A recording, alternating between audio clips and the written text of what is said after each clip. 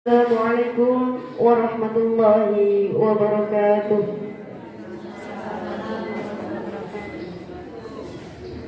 Alhamdulillahirabbil alamin. Alhamdulillahi wa kafa. Wassalatu wassalamu ala Rasulillahi Mustafa wa ala alihi wa sahbihi wa man ihtada. Amma ba'd. Kepada yang terhormat Kiai Haji Masruhan Khatib selaku pengasuh dan pimpinan Yayasan Pendidikan dan Pondok Pesantren Darul Hikam, kepada yang terhormat Ibu Nyai Hajah Nur Faizah selaku Ketua Yayasan Qurratuna El Mazaya El Islami, kepada yang terhormat Bunda Iin Nurdianti selaku Kepala Sekolah KB TK SD Tunas Harapan Bangsa beserta seluruh jajaran guru dan staf KB TK SD Tunas Harapan Bangsa serta Bunda dan Buya yang berbahagia. Alhamdulillahirabbil alamin. Puji syukur marilah kita ucapkan atas kehadirat Allah Subhanahu wa taala yang telah melimpahkan segala kenikmatannya, rahmatnya, sehingga pada pagi yang insyaallah penuh barokah ini kita dapat berkumpul di majelis ilmu seminar parenting bersama mengkaji gerakan sholat sesuai tuntunan Rasulullah dalam keadaan sehat walafiat tanpa kurang suatu apapun. Allahumma sholli ala Sayyidina Muhammad. Salawat ma'asalam semoga senantiasa tercurah limpahkan kepada sang revolusi dunia Nabi Agung Muhammad sallallahu alaihi wasallam yang telah menuntun kita minal zulumati ilan nur, dari zaman jahiliyah menuju zaman Islamiyah. Bunda, Buya sekalian yang dirahmati oleh Allah Subhanahu wa taala, kami selaku wakil dari seluruh panitia penyelenggara mengucapkan terima kasih atas kehadiran dan partisipasinya. Semoga setelah dari majelis ilmu ini kita membawa ilmu baru yang akan menambah keimanan dan ketakwaan kita serta menjadi ilmu yang bermanfaat untuk anak didik kita bersama. Amin amin ya rabbal alamin.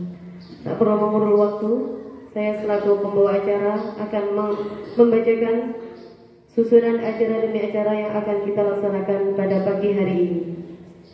Acara yang pertama yakni pembukaan, dilanjutkan dengan pembacaan Ummul Quran dan Asmaul Husna. Acara yang ketiga yakni sambutan kepala sekolah. Acara selanjutnya seminar parenting bersama mengkaji gerakan sholat sesuai dengan tuntunan Rasulullah yang akan disampaikan oleh beliau Ustadz Surur Zainuddin LC dan diakhiri dengan doa. Segala kebaikan marilah kita awali dengan hal yang baik pula. Untuk itu mari kita bersama-sama membaca Ummul Quran dengan harapan setiap rangkaian acara senantiasa dinaungi oleh ridha Allah Subhanahu wa taala. Amin amin ya rabbal alamin. Ala hadhihi niyyah biridhallahi ta'ala wa bi syafaati Rasulillah. Al-Fatihah. A'udzu billahi minasyaitonir rajim. Bismillahirrahmanirrahim. Alhamdulillahirabbil alamin. Arrahmanir rahim. Maliki yaumiddin. Iyyaka na'budu wa iyyaka nasta'in. Ihdinas siratal mustaqim. Shiratal ladzina an'amta 'alaihim ghairil maghdubi 'alaihim waladdallin. Amin amin ya rabbal alamin. Walillahil asmaul husna fad'uhu biha. نسألك يا من هو الله الذي لا إله إلا هو الرحمن الرحيم الملك القدوس السلام المؤمن المهيمن العزيز الجبار المتكبر الخالق البارئ المصور الغفار القهار الوهاب الرزاق الفتاح العليم القابض الباسط الخافض الرافع المعز المذل السميع البصير الحكم العدل اللطيف الخبير العليم العظيم الغفور الشكور العلي الكبير الحفيظ المقيم الحسيب الجليل الكريم الرقيب المجيب الواسع الحكيم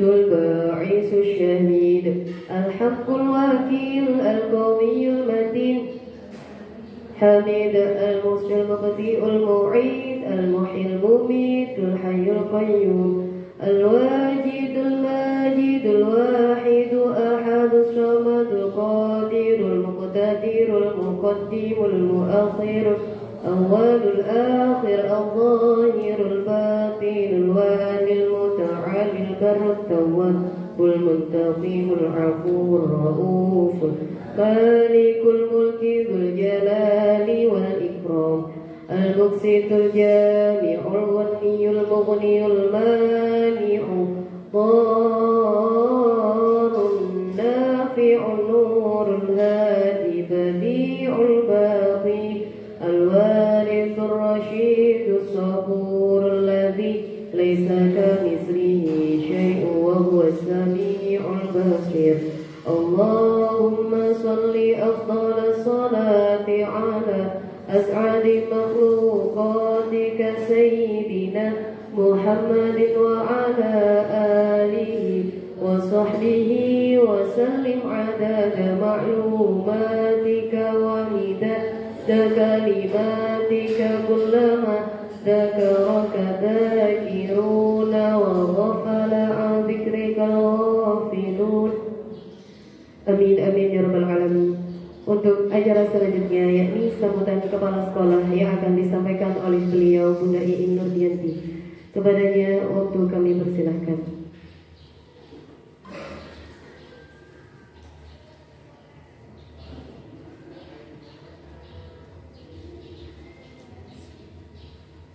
Assalamualaikum warahmatullahi wabarakatuh.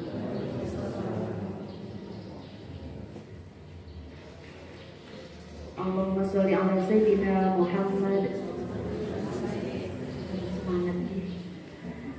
Allahumma sholli ala sayyidina Muhammad. Yang terhormat Abah Masrul Khan Khotib selaku pengasuh Pondok Pesantren Darul Hikam dan Ketua Khodibul Ma'had. Yang terhormat Ketua Yayasan Quratuna El Mazaya El Islami yaitu Ibu Nur Faizah. Yang terhormat Koordinator Jenjang Dasar. Yang terhormat narasumber kita Ustadz Surul Ensi. Yang terhormat para asatid dan asatidah Darul Hikam khususnya Bunda dan Buya KB TK SD Tunas Harapan Bangsa. Yang terhormat Bunda Buya Wali Murid KB TK SD Tunas Harapan Bangsa serta anak-anak yang berbahagia karena ada anak-anaknya nggih. Syukur alhamdulillah hari ini kita bisa berkumpul di sini dalam keadaan sehat walafiat. Semoga kelak kita akan diakui oleh Nabi Muhammad, mendapatkan syafaatnya sehingga kita kelak bahagia baik itu di dunia maupun di akhirat. Amin amin ya rabbal alamin.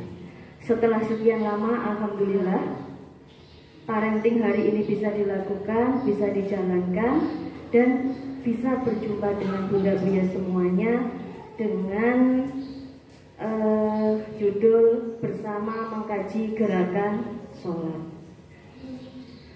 Bun, sholat tak pun biasa seperti itu ya.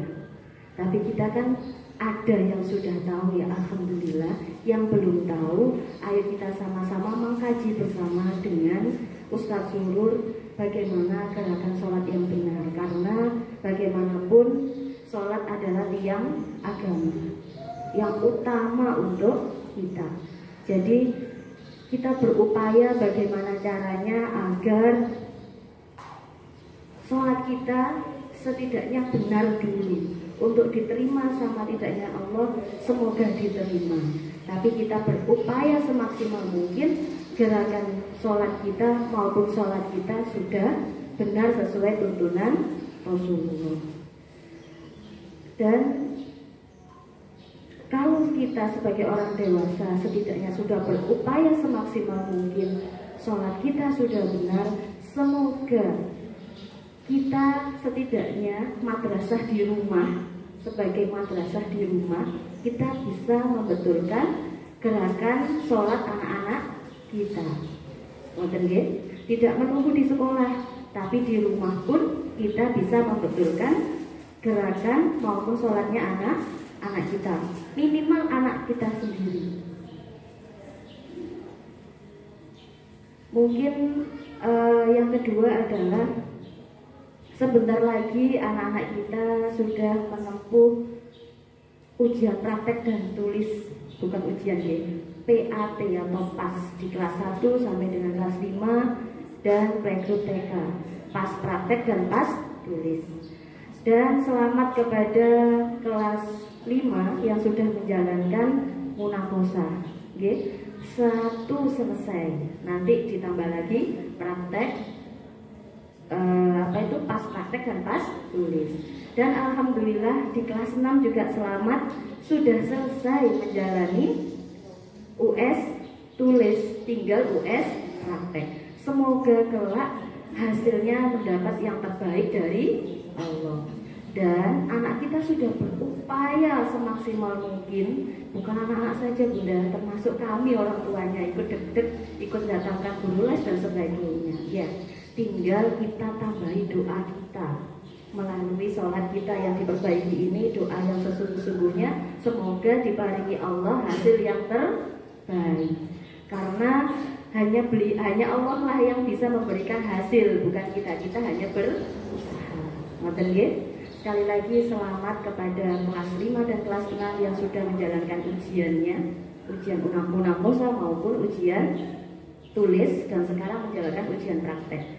Berikutnya yang saya cuma mengingatkan yang ketiga, ya, ujian hidup kelas 6, ya, yaitu ujian tasmi yang akan dilaksanakan agak maju sedikit ya Bunda, 1 minggu, tanggal 3 Juni, pelaksanaannya di tanggal 3 Juni. Setelah kami berembuk koordinasi, ini kan baru awal tasmi dilakukan ya Bunda. Kemarin kepinginnya kami adalah satu anak itu satu hari itu 5 anak yang ditasmi, langsung di sosial mediakan live seperti itu. Tapi setelah kami berkoordinasi, ini kan baru pertama kali, kalau langsung seperti itu takutnya anak-anak jadi stres tinggi, akhirnya yang hafal jadi hilang, yang mau hafalan tidak hafal, dan orang tuanya kan karena tidak ikut menghafal, semangat mendorong, ayo hafalkan, jadi anak ketakutan. Takutnya seperti itu, tetap akan dilaksanakan, tapi di tanggal 3 serentak, tetap satu anak satu penguji, itu selalu serentak. Nanti ada jadwalnya, tapi dalam sehari diselesaikan. Okay? Agar pada anak-anak itu psikologisnya gini, tidak terlalu takut. Kan teman saya satu hari ini ujian semua, jadi ya merasa kayak ada teman untuk ujian bersama-sama. Loh Bunda, tidak pakai ayah dan ibu, pakai, ya, tetap didampingi oleh ayah atau ibu atau ayah dan ibu, dan pengujinya. Ujiannya tetap 1 per 1. Tapi dalam 1 hari itu pengujinya yang kami tambah beberapa orang sehingga 1 hari itu bisa selesai. Jadi dari pagi sampai dengan selesai, bisa sampai zuhur, bisa juga sebelum zuhur. Nah, untuk wali santri yang lainnya yang masih kelas 1, kelas 2, sama kelas 4, mohon bantuannya. Kan sudah ada target hafalan-hafalan, ya? Biar tidak merasa berat di belakangnya nanti pada saat ujian tasmi, monggo. Sebagai orang tua di rumah, ayo nak, sampai nderso, ibu atau ayah yang nyemak, ya? Biar tidak berat di kelas 5 dan kelas 6. Biar tidak hilang hafalannya. Ngoten nggih, mohon bantuan Bunda Buya semuanya untuk nyemak hafalannya anak masing-masing. Bunda, saya tidak tahu ya target hafalannya anak saya apa. Monggo ditanyakan wali kelasnya atau wali kelas mengaji. Insya Allah akan disambungkan oleh wali kelas ke wali kelas mengaji masing-masing. Ngoten nggih, biar tidak berat, biar ringan. Jadi dicicil mulai per kelas sekarang dia berada. Ngoten nggih Bunda, itu saja mungkin dari saya. Mohon maaf apabila kami penyambutannya kurang hormat atau kurang sopan, mohon maaf yang sebesar-besarnya. Semoga nanti parenting ini kita bersama-sama pulang membawa ilmu yang manfaat barokah, bisa kita praktekkan bersama-sama atau praktekkan masing-masing di rumah masing-masing. Itu saja dari saya, mohon maaf yang sebesar-besarnya. Wassalamualaikum warahmatullahi wabarakatuh.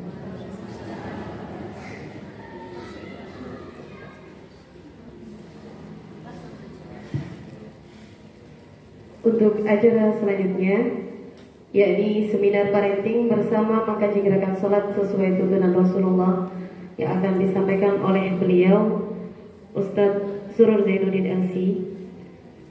Kepadanya waktu dan tempat kami persilahkan.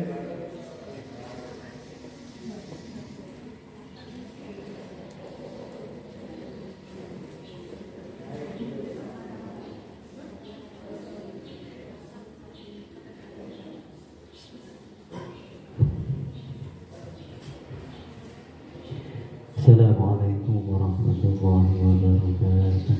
Waalaikumsalam warahmatullahi wabarakatuh. Alhamdulillahirabbil alamin, wassalatu wassalamu ala asyrofil anbiya'i wal mursalin, sayyidina wa maulana Muhammadin wa ala alihi wa sahbihi ajma'in wa man tabi'ahum bi ihsanin ila yaumil amma ba'du. Yang kami hormati Romo Kiai Haji Mustafa Khatib selaku Khatimul Ma'had Darul Hikam, yang kami hormati Ibu Hajah Nur Faidah selaku Ketua Yayasan Qurratul A'yun Mazaya Islami, yang kami hormati seluruh Dewan Asatidzah KB, TK, SD, Tunas Harapan Bangsa, dan yang sangat saya banggakan dan hormati pula seluruh wali santri atau wali murid putra putri KB, TK, SD, Tunas Harapan Bangsa. Alhamdulillahirabbil alamin, puji syukur kehadirat Allah Subhanahu wa taala yang telah memberikan kepada kita keimanan, kesehatan, kenikmatan, sehingga kita semua dapat berkumpul dalam majelis yang insya Allah penuh barokah ini tanpa ada suatu halangan apapun. Salawat serta salam semoga terus tercurahkan kepada junjungan kita Nabi Agung Nabi Muhammad Sallallahu Alaihi Wasallam yang telah memberikan ribuan suri tauladan berupa syariat-syariat agama Islam. Semoga kita kelak semuanya mendapatkan syafaat beliau di hari akhir. Amin amin ya rabbal alamin. Ketiga kalinya kami aturkan ribuan terima kasih kepada para asatidzah dan juga pada wali santri atau wali murid putra putri KB, TK, SD, Tunas Harapan Bangsa yang telah hadir dalam majelis ini, meluangkan waktunya untuk merelakan thalabul ilmi di majelis ini. Semoga amal baik panjenengan semua diridhoi oleh Allah Subhanahu wa taala. Amin amin ya rabbal alamin. Bapak Ibu wali murid atau wali santri, kita kadang nyebut santri semua yang ada di sini yang berbahagia. Ini judulnya juga saya baru dapat 3 hari yang lalu karena dipaksa sama Ustaz Zain. Nggak apa-apa, insya Allah kita akan mencoba sedikit untuk saling tukar atau sharing atau sama-sama belajar tentang cara sholat, cara sholat. Tetapi ada sebelum kita belajar tuntunan sholat, ada sesuatu yang harus lebih diutamakan dulu sebelum belajar sholat. Yang diutamakan itu adalah keimanan. Yang kita utamakan dulu adalah iman kepada Allah Subhanahu wa ta'ala. Kita semua, putra putri kita semua, dan kita juga dulu ketika berada di dalam rahim ibu kita sudah berjanji, kita sudah bersyahadat ketika Allah menanyakan kepada kita, alastu bi rabbikum qalu bala. Jadi semua yang telah lahir di sini dulu seakan-akan kita, bukan seakan-akan, memang betul-betul pernah berjumpa dengan Allah, pernah bersaksi kepada Allah, dan ditanya oleh Allah, bukankah aku ini Tuhanmu? Dan kita dulu sudah menjawab bahwasanya, ya Allah, Engkau adalah Tuhan kami. Ya. Ini tidak bisa dipungkiri. Meskipun kita lahir langsung lupa dengan keadaan itu, tapi itu dikuatkan di dalam Al-Quran, surat Al-A'raf. Alastu birabbikum qalu bala. Semua bayi yang sudah lahir, yang baru dilahirkan oleh ibunya, langsung menangis.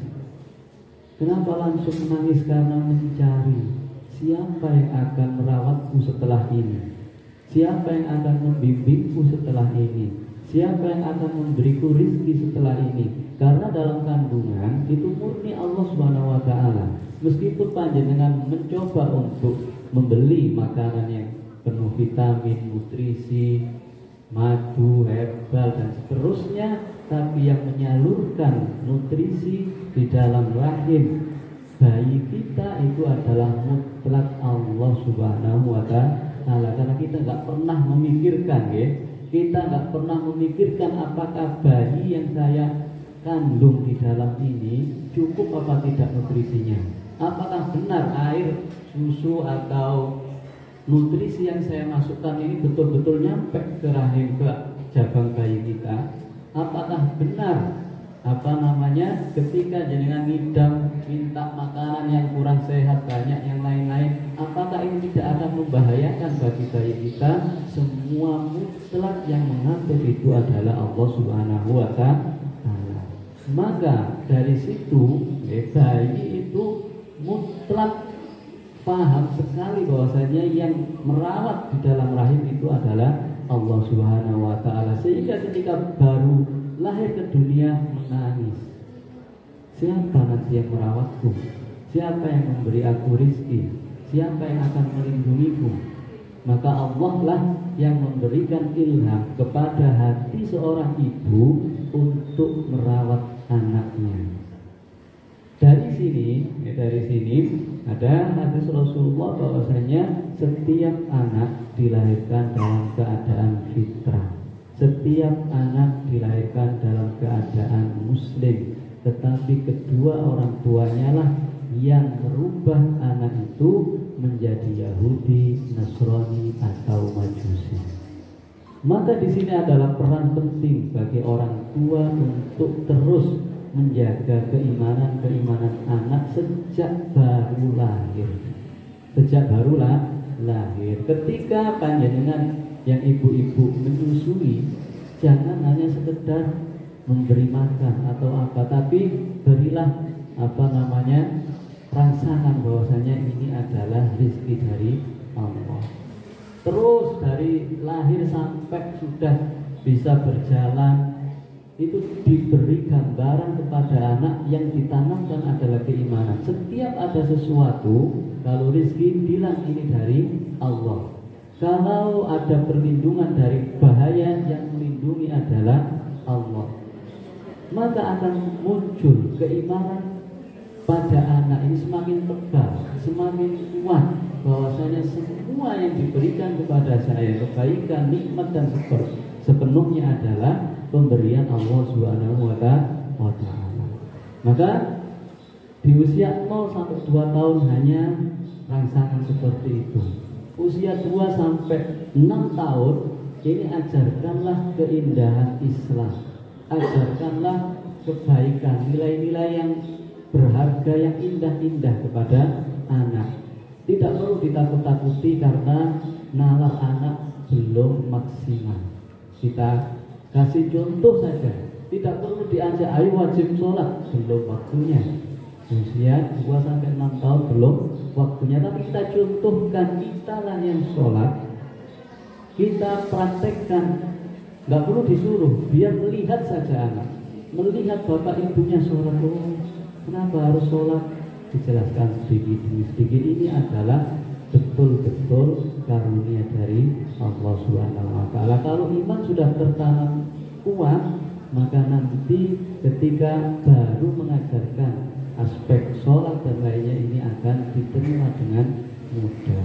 Tapi kadang kita memang kita yang sering salah sebagai orang tua. Saya sendiri juga orang tua, punya 2 anak, sering salah juga. Fitrahnya bayi anak kecil ini kan suka bangun pagi, bangun bahkan sebelum subuh sudah nangis. Tapi kita sebagai orang tua menyuruh tidur lagi. Padahal dia sudah paham fitrah. Harusnya alhamdulillah dibangunkan anak kecilku bangunkan saya malam hari, bangunkan saya untuk bangun malam atau subuh. Tapi kita menidurkan lagi, tidur ya masih subuh, ibu repot dan lain sebagainya. Fitrah anak kecil ini adalah suka kebersihan, tapi kitalah yang mengajarkan bayi anak kecil itu pada kekotoran. Contohnya apa? Dikasih pampers, males memberi nyewoi setiap buang air kecil atau buang air besar. Fitrahnya anak kecil itu suka kegiatan atau ya pokoknya jalan atau bergerak-gerak, banyak gerak. Tapi kita yang membunuh fitrah anak itu dengan memberinya handphone. Nah, gak usah mana-mana, ini aja lihat ya. Ya, bahkan saya sendiri kadang seperti itu. Tapi itu saya sadari bahwasanya kita kadang kurang tepat dalam mendidik. Maka ini perlu diperbaiki bersama agar nanti jika iman anak ini sudah sangat kuat, maka kita memberi arahan berupa ibadah atau yang lainnya akan mudah dijalankan tanpa harus marah-marah, tanpa harus marah-marah. Maka agar apa? Agar kita kadang ngeten. Ini adalah contoh yang banyak. Semoga ini tidak akan terjadi pada putra-putri kita. Ketika usia TK atau SD, kita sangat bangga kepada anak kita yang rapi pakai jilbab, rapi pakai mukena, rapi membawa mushaf, rapi, pokoknya indah. Tapi karena jika itu adalah tekanan yang ditanamkan sejak kecil, ketika itu adalah hanya tekanan terus, maka sewaktu-waktu dia akan balas dendam. Dulu saya sudah capek pakai rapi-rapi ini, sekarang saya mau bebas. Ya, kalau imannya tidak ditanamkan dari awal, nanti khawatirnya akan terjadi pemberontakan di waktu yang akan datang, di masa besar. Maka ini harus betul-betul kita tanamkan. Nah, ini adalah rezeki Allah. Nah, yang menjaga kita adalah Allah. Nah, yang ini adalah Allah. Sehingga cinta pada Allah sudah sangat kuat, dan itu nanti akan menjadi anak yang hidayah. Itu sudah kita, itu tadi sedikit pembukaan agar nanti yang kita terima ini tidak menjadi suatu yang sakit atau yang memberatkan untuk dijalankan, untuk dijalankan. Baik, setelah itu yang dirahmati Allah. Pada dasarnya, sholat pada umumnya yang terpenting, kalau umum kita bahas umum dulu. Yang terpenting sudah melakukan syarat sahnya sholat. Yang kedua, tidak melanggar atau tidak melakukan hal-hal yang membatalkan sholat, maka sebenarnya itu insya Allah secara hukum fikih sholatnya sudah sah. Kalau diterima itu nanti bahasa hati. Tapi kalau secara sahnya itu sudah sah.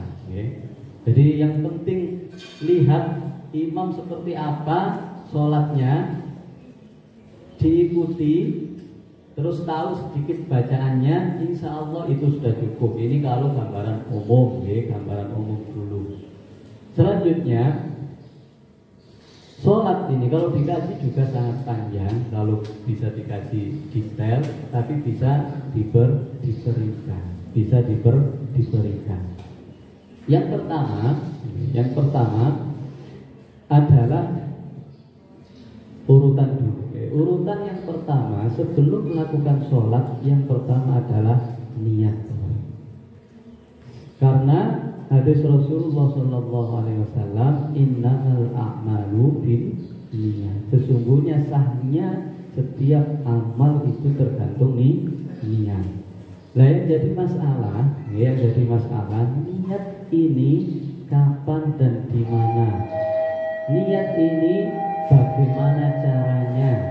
Ini sudah masuk gambaran sedikit ke arah sholat. Yang pertama niat, menurut mazhab Imam Syafi'i, orang Indonesia pada umumnya yang diajarkan berpuluh-puluh tahun atau bahkan sudah lebih dari 100 tahun ini kita mengikuti mazhab Imam Syafi'i. Niat ini dibarengkan ketika takbiratul ihram, ketika mengangkat tangan Allahu Akbar.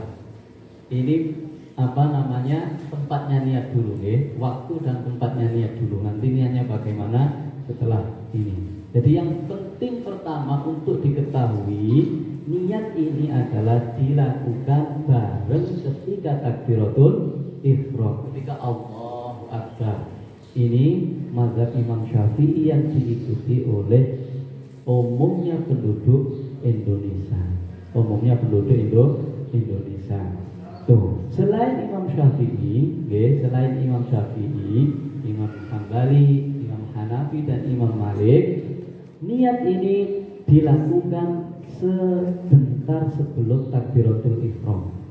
Beberapa detik sebelum takbiratul ihram, ya. Makanya nanti kalau niatnya Imam Syafi'i, mazhab Syafi'i agak panjang takbirnya karena bareng niat Allahu Akbar. Kalau selain mazhab Syafi'i biasanya cepat takbir Allahu Akbar. Karena apa? Niatnya sudah dilakukan sebelum takbir. Ngoten nggih? Jadi itu. Lah kita ini jumhurnya Imam Syafi'i. Jadi ketika Allah Akbar, ini waktu dan tempatnya. Terus yang kedua yang sering diperdebatkan adalah melafadzkan niat. Melafadzkan niat itu apa? Usolli fardhu zuhri, contohnya usolli fardhu zuhri arba'a raka'atin mustaqbilal qiblati adaan ma'muman lillahi ta'ala. Ini bagaimana? Bagi Imam Syafi'i, karena lafaz ini adalah bahasanya hati, hukumnya sunnah, tapi bukan rukun. Seandainya tanpa dilafazkan pun, ini tidak membatalkan sholat. Tapi umumnya guru-guru kita, dulu kiai-kiai kampung yang mengajarkan fasolatan kepada kita, dulu kalau orang-orang desa biasanya pasti mengenal itu, pasti diajarkan 5 sekaligus cara-cara niat sholat, mulai subuh sampai isya, semua dilafadzkan dulu. Sholli fardhu subhi raka'atain mustaqbilal qiblati adaan ma'muman lillahi ta'ala. Ini yang kita diajarkan guru-guru kita fasolatan sejak kecil dulu. Rata-rata seperti itu. Kalau di kampung, di musola, di masjid pasti ada. Meskipun kalau jenengan eranya sudah era modern, kadang sudah belum mendapatkan itu. Tapi dulu seperti itu, terus menurut Imam Malik itu tidak disyariatkan. Talafut yang melafadzkan usolli tidak disyariatkan. Menurut Imam Hanafi, itu adalah bid'ah, nggak boleh kecuali jika was-was. Misalnya jenengan habis main HP mau ngoro sudah komat langsung Allahu Akbar. Dan was-was, tadi niat sholat apa? Zuhur apa maghrib apa? Maka jika was-was bagi Hanafi itu dianjurkan untuk melafadzkan. Lah Imam Syafi'i semuanya dilafadzkan. Lafadz sebelum takbiratul ihram menuntut ketika ketika takbir, ini lafaznya seakan-akan diulang lagi dalam hati. Allah, kalau nopo lisan kita mengucapkan Allahu Akbar, tapi hati kita seakan-akan melafazkan usolli fardhu zuhri arba'a raka'atin mustaqbilan qiblah. Apakah harus bahasa Arab? Tidak harus bahasa Arab. Bahasa Indonesia boleh. Yang penting dalam niat fardu, khusus sholat fardu ada 3 rukunnya. Yang pertama qasdul fi'li. Qasdul fi'li itu ingin melakukan sholat. Allahu Akbar. Kita ini Allahu Akbar mau ngapain? Mau sholat atau latihan sholat? Maka niat inilah yang membedakan antara kita sholat beneran kepada Allah atau hanya mau praktek sholat.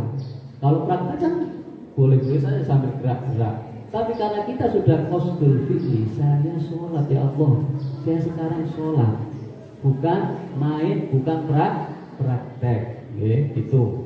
Yang kedua adalah ta'yin. Ta'yin itu sholat apa? Saiki kamu sholat apa? Jangan-jangan zuhur niatnya sholat asar. Ya Allah saya sholat asar loh. Ini loh zuhur masih jam 12. Maka saya niat sholat apa zuhur. Yang ketiga adalah menentukan rokaatnya. Rokaat saya sholat zuhur.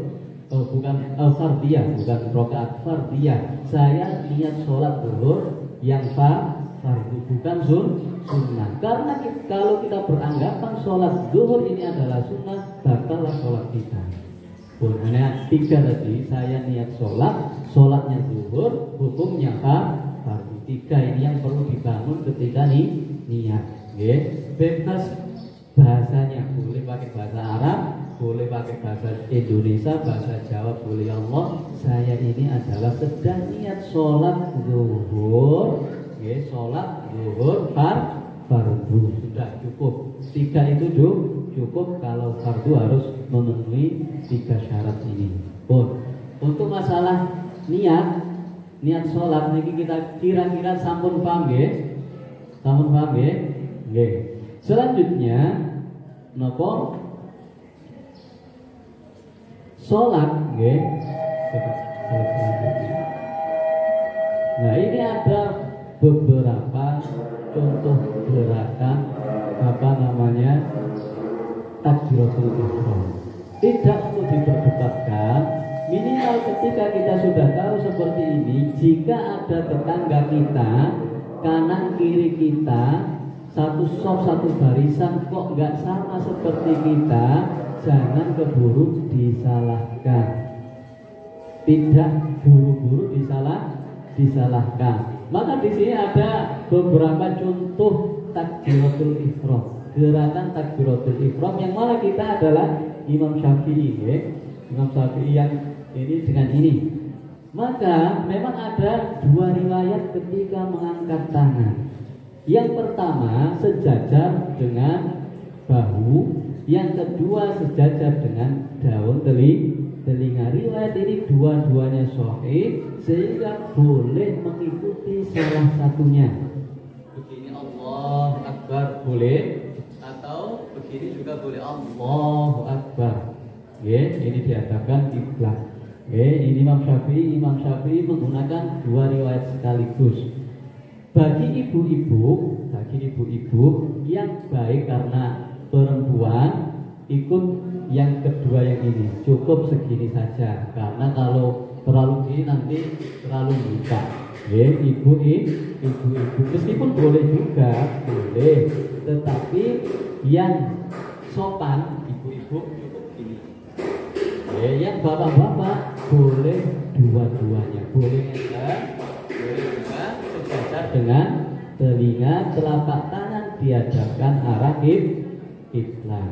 Ini ada Imam Syafi'i ini Salafi ini diikuti Saudi Arabia. Imam Syafi'i yang seperti ini pakai batik banyak diikuti Indonesia. Yang satunya sebelahnya Imam Syafi'i lagi ini Mesir. Yang satunya Imam Hambali ini juga sebagian dari Saudi ikut yang sejajar dengan bahu. Ya, Imam Hanafi juga sama.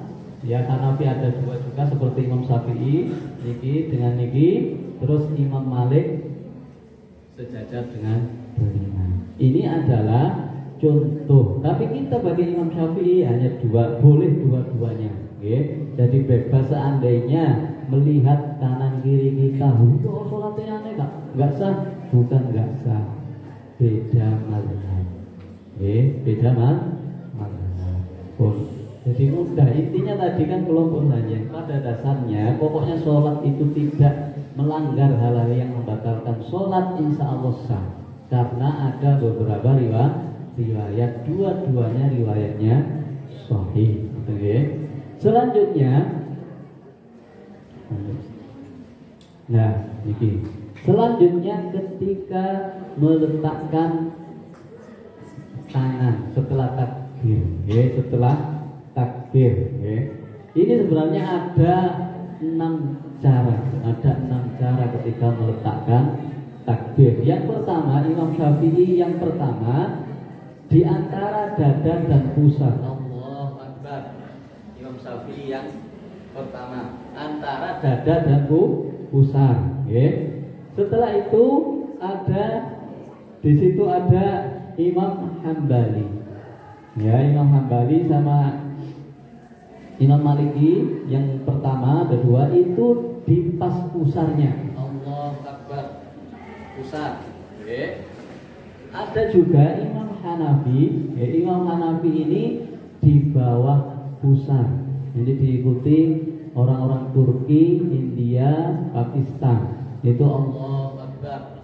Cerita film Muhammad Fatih itu sholatnya begini. Itu semua ada dalilnya. Imam Syafi'i yang kedua ini dilurus dengan kolbu di sini.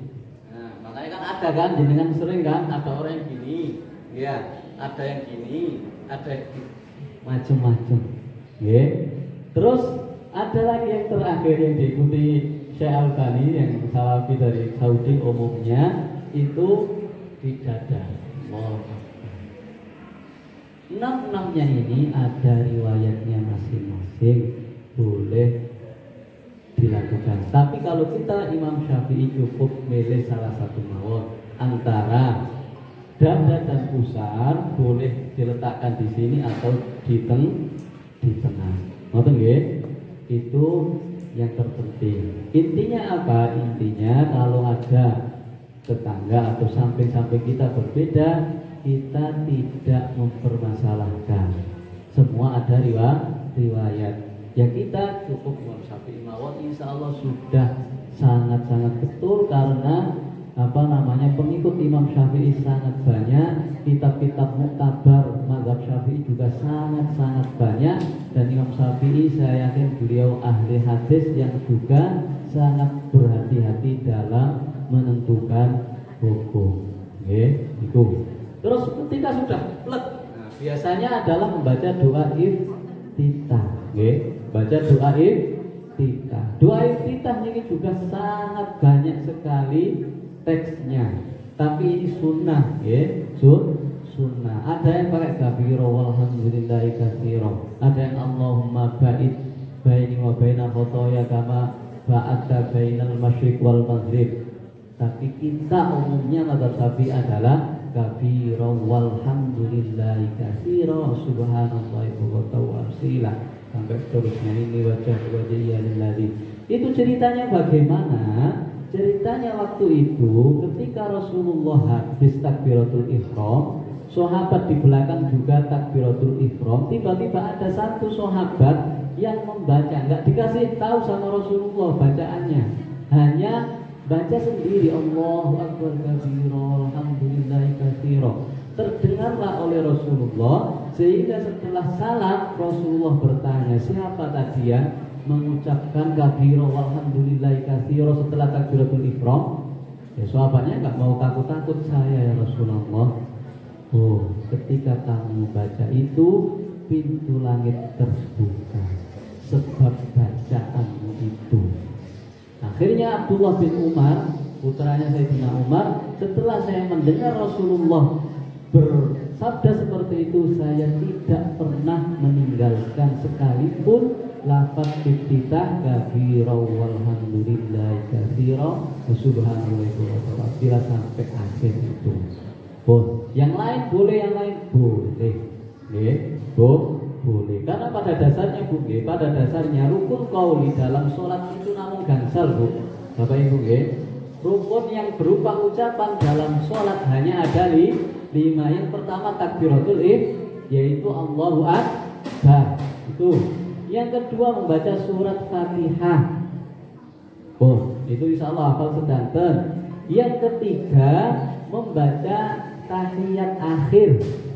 At-tahiyatul mubarakatus sholawatut thayyibatulillah. Yang keempat membaca sholawat Allahumma sholli ala sayyidina Muhammad sampai akhir. Yang kelima salam. Hanya ikut tok sebenarnya. Jadi kan hafal ini saja sah sholatnya pun. Yang rukun qauli Allah Akbar hafal sedanten nggih. Al-Fatihah hafal sedanten nggih. Tahiyat hafal sedanten nggih. Sholawat hafal sedanten nggih. Salam hafal sedanten nggih. Pun qaulinya lulus benar. Rukun qaulinya sudah lulus sah sholatnya. Hampir kan? Jadi sebenarnya Allah itu memberi kemudahan, enggak susah-susah. Bahkan dalam beberapa kitab fikih seandainya enggak hafal Fatihah yang boleh diganti zikir. Seandainya enggak hafal, baru masuk Islam atau rumahnya pedalaman atau baru ini. Terus ya ikut saja Allahu Akbar. Allah la ilaha illallah subhanallah. Enggak apa-apa. Betul apa-apa. Itu. Nah, tapi dalam kitab Safinatun Najah, karena 5 ini adalah rukun qauli, rukun di dalam sholat yang tidak boleh ditinggalkan, maka di dalam Safinatun Najah itu diperketat cara melafadzkan Allahu Akbar yang benar bagaimana, cara baca Fatihah yang benar bagaimana, tajwidnya bagaimana. Nah, ini nanti bab ilmu tajwid. Boten kula terangkan di sini nanti panjang. Yang penting 5 ini jangan sudah hafal, tahu rukunnya sah, sholatnya sah. Kita seperti itu. Selanjutnya meletakkan tangan, terus setelahnya, Ustaz.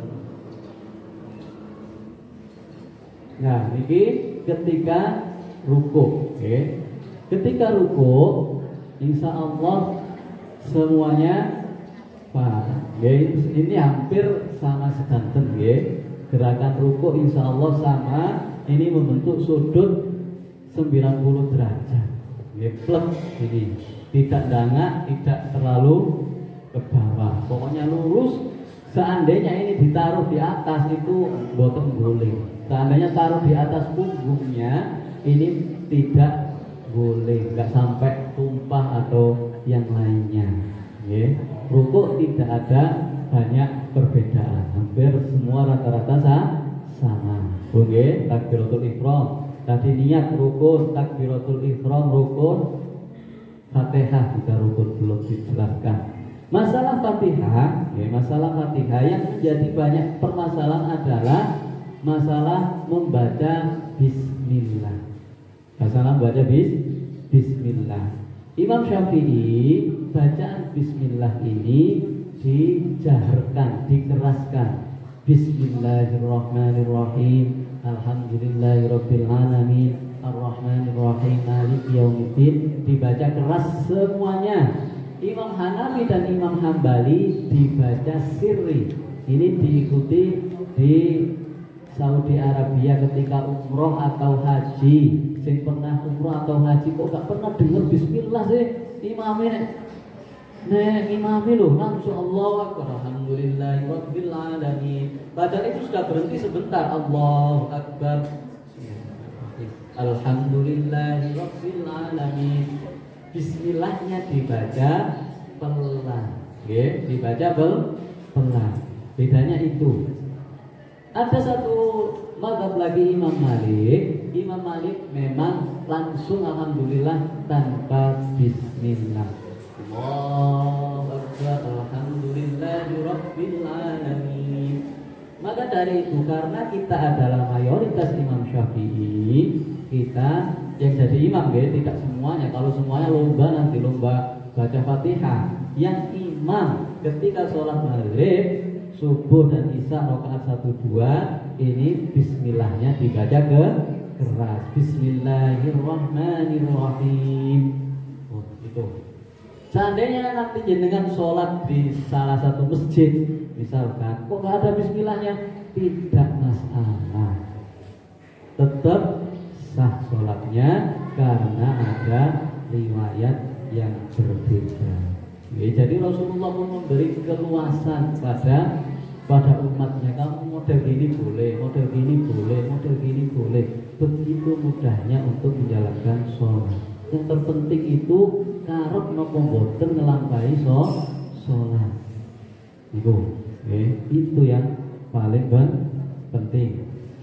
Terus selanjutnya gerakan takbir, gerakan mengangkat tangan ini ada di 4 tempat. Gerakan mengangkat tangan menurut jumhur ulama 4 tempat. Yang pertama ketika takbiratul ihram pertama, Allahu Akbar.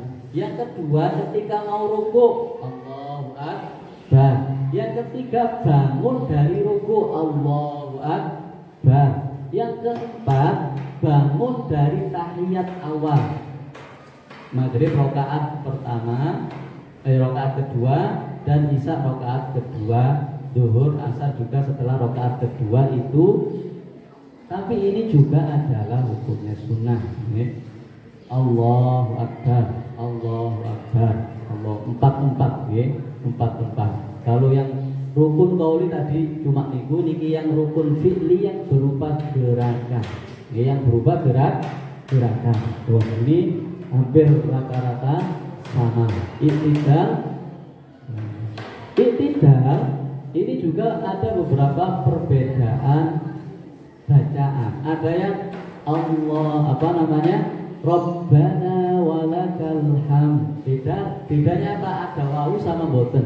Kalau kita umumnya pada berarti Allah liman hamidah, Rabbana lakal hamdu mil'us samawati wa mil'ul ardi wa mil'u ma syi'ta min syai'in ba'du.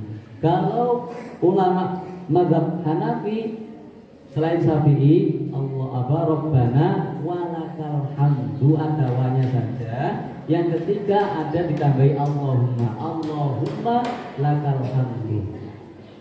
Hanya intinya tidak ada banyak perbedaan. Insya Allah ini hafal semua, dan ini juga bukan rukun. Seandainya tidak dibaca, sholatnya tetap sah. Gampang kan ya? Jadi kalau boten apa, boten nggak apa-apa. Terus baca hamdalah misalkan, boten nopo. Ketika rukuk bacaannya juga subhana rabbiyal azimi wa bihamdi. Ada 2 riwayat. Yang pertama subhana rabbiyal azimi wa bihamdi. Yang riwayat kedua subhana rabbiyal azim pun cukup. Boleh dua-duanya? Boleh. Boleh nggak dibaca? Boleh, pun menteng.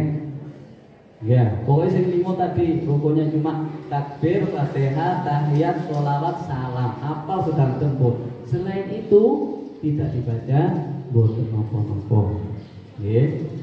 Salam gini. Selanjutnya setelah i'tidal bangkit dari rukuk ini kan sujud. Sujud ini ada 2 riwayat juga, 2 perbedaan. Lututnya dulu yang nyentuh lantai atau telapak tangannya dulu. Riwayatnya dua-duanya sahih. Boleh dua-duanya. Boleh dua-duanya. Seluruh jumhur 4 mazhab ini lutut dulu. Karena Rasulullah bersabda, la yadruku ahadukum kama yadrukul ibil. Janganlah kamu merunduk ketika sujud, maksudnya seperti merunduknya unta. Unta itu ininya dulu didahulukan, Sehingga dari hadis itu 4 mazhab berpendapat lututnya dulu. Lututnya dulu. Ada satu saja, yaitu yang diinikan oleh Syekh Albani itu menerangkan tangannya dulu, satu saja itu. Tapi 4 mazhab ini adalah mendahulukan lutut. Terus bagaimana kalau tangan dulu sah? Kalau lutut dulu sah, bebas. Yang kodok nggak sah itu kalau keningnya dulu, loro bu, ya. Langsung nungkep ya, nggak ditahan pakai ini, nggak ditahan pakai ini. Jadi riwayatnya 2, lutut dulu atau tangan dulu. Oh itu. Selanjutnya ini duduk di antara 2 sujud. Duduk di antara 2 sujud ini adalah momen yang penting karena kita mengirimkan doa atau proposal kepada Allah. 8 doa yang kita panjatkan kepada Allah. Rabbi firli warhamni wajburni warfa'ni warzuqni wahdini wa'afini wa'fu'ani. 8 proposal ketika sholat, yang mana ini adalah mustajab. Emang kalau nggak dibaca nggak apa-apa. Boten nopo-nopo, bukan rukun, tapi emang dikai kesempatan dongo, ayo tak ijabahi. Boten kelompok sugih loh ya, sugih. Kadang kita terlalu merasa sudah cukup sehingga kita nggak butuh Gusti Allah, sehingga kita nggak mau melakukan sholat. Padahal semua rezeki nikmat murni pemberian Allah. Kadang kita tiba-tiba sepi atau rezeki sedang merosot. Kadang kita sudah optimis pokoknya hari ini laris, ternyata merosot, gak ada pembeli. Kadang kita pesimis tapi laris. Itu kira-kira yang jalankan siapa? Hukum alam. Gak ada hukum alam. Semua itu adalah Allah. Maka yang perlu ditanamkan tadi sejak bayi, sejak kecil adalah Allah yang memberi rezeki, Allah yang melindungi, Allah yang mengatur. Itu kalau ditanamkan pun lah hidup itu insya Allah tahu menang. Ketika omset turun tidak masalah, berarti Allah sedang menampakkan kekuasaannya untuk menghambat rezeki. Ketika omsetnya naik, loh Allah sedang maha pemurah, memberi rezeki. Betul-betul Allah ini namanya. Betul-betul Allah berkuasa. Sehingga kita sudah tidak mengandalkan logika atau yang lainnya. Betul ya? Oh itu. Selanjutnya ada duduk istirahah namanya. Jadi setelah duduk di antara 2 sujud lagi, sujud lagi terus mau berdiri, maka disunnahkan duduk istirahat, jalsal istirahat sebentar, 2 detik atau 3 detik sebelum naik ke atas. Lah setelah duduk 3 detik kan naik ke atas, ini langsung pakai penyangga tangan atau bagaimana? Hadis Rasulullah SAW bahwasanya Rasulullah setelah duduk istirahat sebentar, beliau menyangga ini menggunakan kedua telapak tangannya seperti ini. Itu yang pertama. Ada satu hadis juga yang kedua, namanya hadis al-ajin. Ajin itu membuat adonan. Orang Arab buat adonan roti itu kan kuat. Nah itu kadang ditunjuk-tunjuk ini. Nah itu ininya ngeten. Allah. Seperti ini. Boleh dua-duanya. Terus kalau tanpa itu kedua-duanya juga boleh. Bukan rukun, bukan wajib. Bukan makruh juga. Langsung berdiri boleh. Itu dilakukan Rasulullah ketika masih muda dulu. Rasulullah masih muda, awal-awal turun wahyu sholat. Setelah duduk di antara duduk istirahat itu langsung naik tanpa bersandar seperti itu. Tetapi di masa-masa akhir Rasulullah sudah sepuh itu begini. Boleh dilakukan, boleh. Tidak dilakukan juga boleh. Oh, itu adalah satu gerakan sholat dalam satu rakaat yang insya Allah semua rakaat sama. Ketika sudah tahu teknik ini semua, maka di rakaat-rakaat sebelumnya sama. Ya, sama. Maka selanjutnya PR-nya tinggal sedikit lagi, yaitu ketika tahiyat. Ketika tahiyat bacaannya apa? Ini juga banyak riwayat. Boleh yang masyhur mazhab Syafi'i, at-tahiyatul mubarakatus sholawatut thayyibatu lillah. Assalamu alayka ayyuhan nabiyyu wa rahmatullahi wa barakatuh. Di sini penting. Ya. Di sini kita membaca sholawat assalamu alayka. Semoga keselamatan kepadamu wahai Rasulullah. Berarti ketika kita ngomong kepadamu, itu ada di jauh atau ada di hadapan kita. Ketika kita ngomong panjenengan, orangnya ini ada di hadapan atau ada di belakang, Bu, kira-kira? Di depan. Maka seakan-akan kita ini juga berhadapan, selain kepada Allah, di hadapan kita juga ada Rasulullah.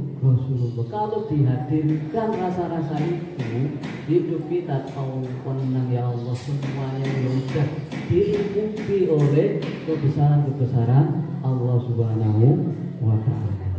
Seperti itu. Nah, terus yang jadi masalah nanti adalah masalah mengangkat jari telunjuk. Masalah mengangkat jari telunjuk. Jari telunjuk menurut mazhab Syafi'i diangkat satu kali saja, satu kali saja ketika lafaz asyhadu an la ilaha illallah. Pun sekali ya. Asyhadu an la ilaha illallah, pandangan mata kita langsung tertuju pada jari telunjuk. Pun sekali itu saja. Imam Hanafi ini setiap ada lafaz Allah. At-tahiyatul mubarakatus sholawatut thayyibatu lillah. Turun lagi Allah, ini lagi, ya, seperti itu. Ada lagi apa namanya yang setiap setiap dari awal sampai akhir. Imam Malik dari awal itu langsung gini. Jangan pernah tahu kan? Biasanya ada yang seperti itu, jangan disalahkan. Beda pendapat. Ada hadisnya semuanya ada, ada boleh. Karena di sini kan global, jadi saya jelaskan semuanya biar nggak sikut-sikutan. Ya, ada yang dari awal sampai akhir gini sampai assalamualaikum. Kalau yang Syafi'i ketika asyhadu an la ilaha illallah cek. Nah, kita lihat ujung jari sampai salam. Ada yang setiap lafaz Allah. Nah, itu. Ada yang hanya sekali tapi langsung diinikan, ya, isbat sama nafi. Nafi itu meniadakan selain Allah. La ilaha illallah. Sudah. Seperti itu. Semuanya boleh. Tapi kita pun sampai lawan pun membuat cara baru. Saya sudah habis tahu banyak riwayat. Mari kita bebas sholat, enggak, jangan seperti ini. Ini nanti malah membuat gaduh. Minimal kita jika ada perbedaan di kalangan diri kita, boten sampai menyalahkan, menyalahkan. Nah, ini adalah beberapa contoh duduk iftirash, duduk tahiyat awal seperti ini, duduk ketika duduk istirahat juga seperti ini. Niki duduk istirahat. Ketika antara dua sujud juga seperti ini, duduk istirahat seperti ini, duduk tahiyat awal juga seperti ini. Beda lagi kalau duduk tahiyat akhir, namanya duduk tawarruk. Mungkin contoh yang terakhir.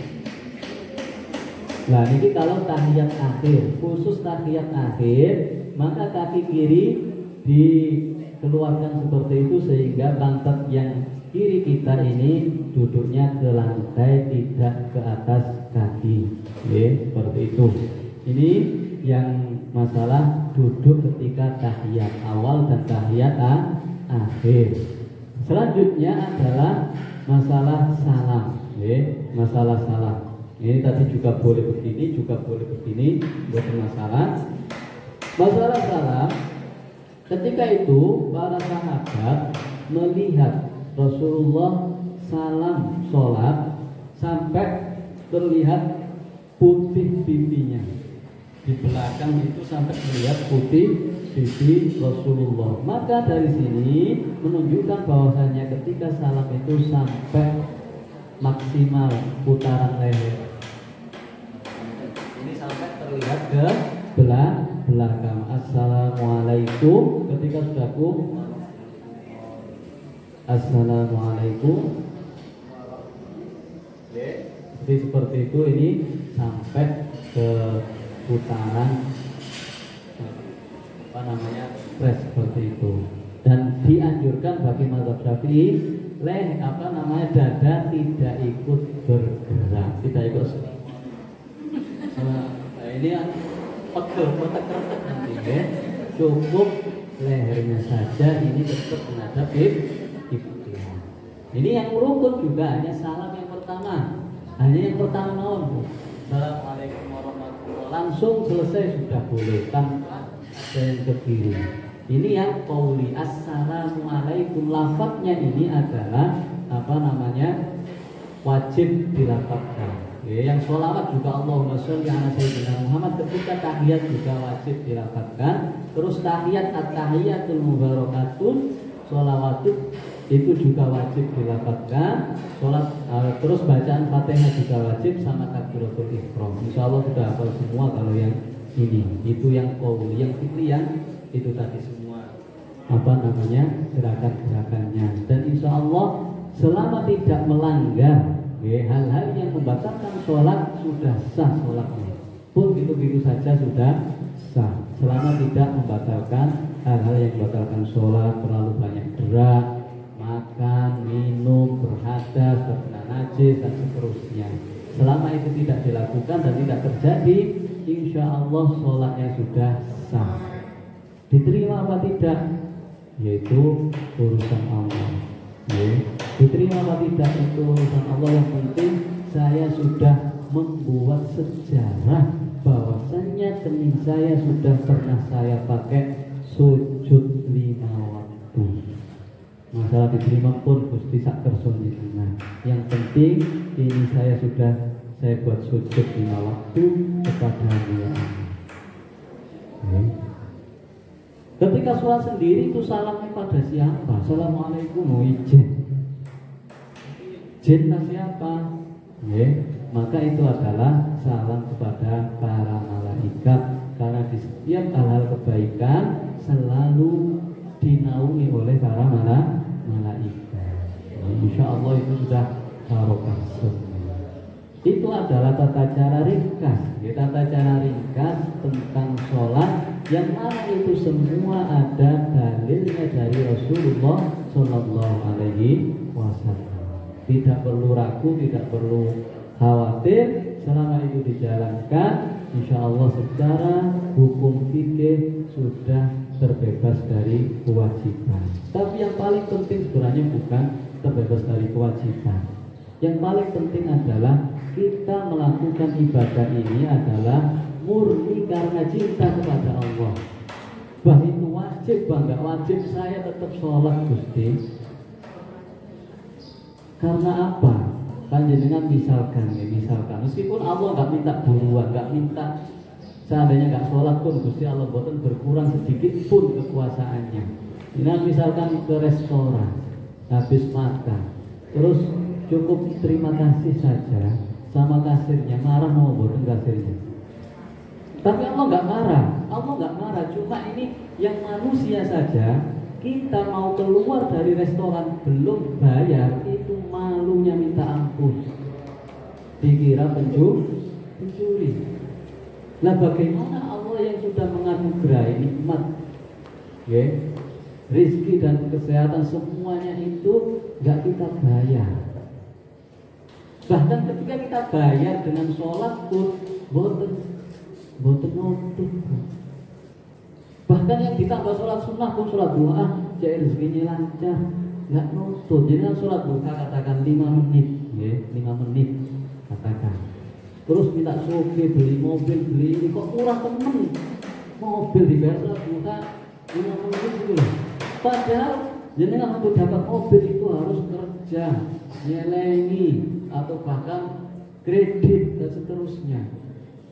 Tapi ketika kita baru sholat itu kok kalau sholat oke, kalau jenengan paling soge, omainya, mobilnya murah. Meskipun Allah Maha Pemurah dan nggak apa-apa, Allah senang jika diminta. Tapi minimal hati kita itu melakukan ibadah ini semua karena cinta. Allah sungkan kalau jenengan kalapo-lapo loh, nggih.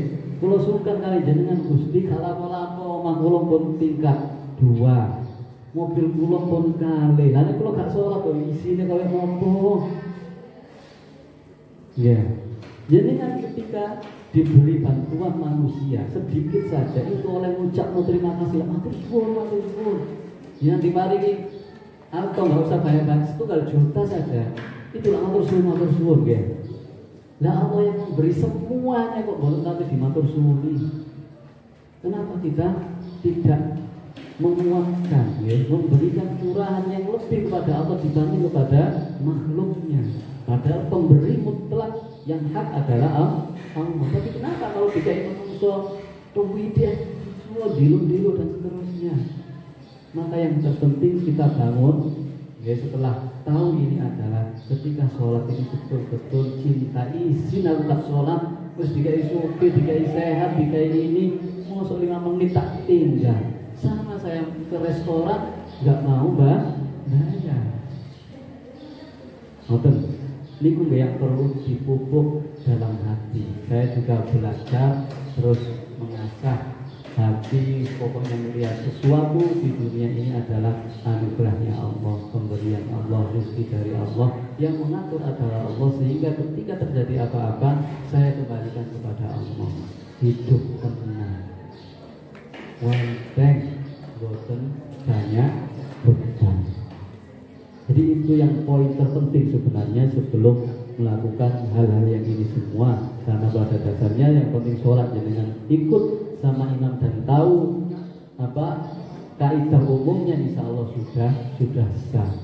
Ya, insya Allah dengan pun mungkin niku sedikit yang bisa saya sampaikan pada pagi hari ini, nggak banyak. Semoga ini bisa bermanfaat. Sami-sami kita jaga sholat kita biar ditiru anak turun kita, dan anak turun kita nanti mewarisi kebaikan-kebaikan kita. Meskipun kita berkorban banyak kepada anak, anggap saja ini adalah jihad. Ya Allah, ini jihad saya bahwasanya saya ingin anak saya nanti menjadi penerus orang yang sujud kepadamu, sehingga tidak ada henti-hentinya sampai akhir kiamat nanti masih anak turunku tetap belum sujud dumateng panjenengan Gusti dengan biaya besar apapun kula ridho. Jadi nggak ada eman-eman noaka minta jajan, minta ini anak pokoknya di sini sholat gitu ya. Dilatih itu dulu. Bukti ini semua kemudian tidak melulu sama anak, tapi tujuan saya adalah ibadah saya, jihad saya titipkan kepada anak biar merasa nyaman dan mau meneruskan sujud kepada-Mu ya Allah.